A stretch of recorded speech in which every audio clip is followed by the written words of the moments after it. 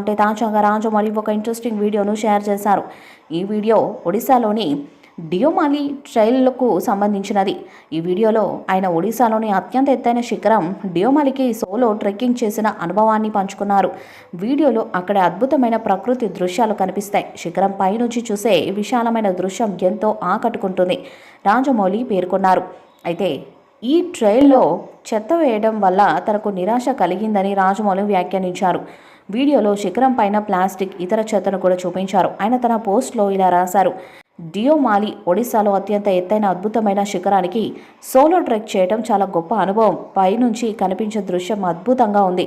అయితే ట్రైల్లో చెత్త చూసి చాలా బాధపడ్డాను. ఇలాంటి ప్రకృతి సౌందర్యం మనం గౌరవించాలి. కొంచెం బాధ్యతతో ఈ ప్రదేశాలను కాపాడుకోవచ్చు. ప్రతి సందర్శకుడు తమ చెత్తను తిరిగి తీసుకెళ్లాలంటూ రాసుకొచ్చారు రాజమౌళి. ఈ మూవీని రాజమౌళి 2 భాగాలుగా రూపొందించనున్నారని, 2027, 2029లో విడుదల చేయబోతున్నారని తెలుస్తుంది.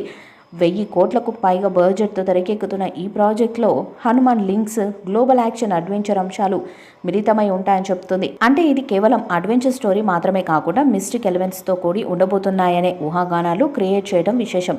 అయితే గ్రాక్ చేసిన ట్వీట్ను చూసిన అభిమానులు మిక్స్డ్ రియాక్షన్స్ ఇస్తున్నారు. కొంతమంది ఇది ఖచ్చితంగా నిజమేనని భావిస్తుంటే మరికొందరు ఇది కేవలం ఊహాగానం మాత్రమేనని అంటున్నారు. రాజమౌళి సినిమా గురించి అధికారికంగా బయటకు వచ్చే అప్డేట్స్ తక్కువే ఉంటాయి. కానీ ఆయన ఇప్పటి వరకు చేసిన సినిమాలను చూస్తే పురాణ గాథలు, ఫిక్షన్, అడ్వెంచర్ లాంటి అంశాలను కలిపి గ్లోబల్ ఆడియన్స్ను ఆకట్టుకునేలా రూపొందిస్తారని స్పష్టమవుతుంది.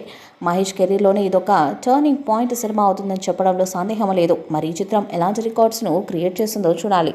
ఈ వీడియోపై మీ అభిప్రాయాన్ని కామెంట్ బాక్స్లో తెలియజేయండి. ఈ వీడియో మీకు నచ్చితే లైక్ చేయండి, షేర్ చేయండి, కామెంట్ చేయండి. మరిన్ని అప్డేట్స్ కోసం మన ఛానల్ని సబ్స్క్రైబ్ చేయండి. నోటిఫికేషన్స్ కోసం పక్కనే ఉన్న గంట సింబల్ని కొట్టండి.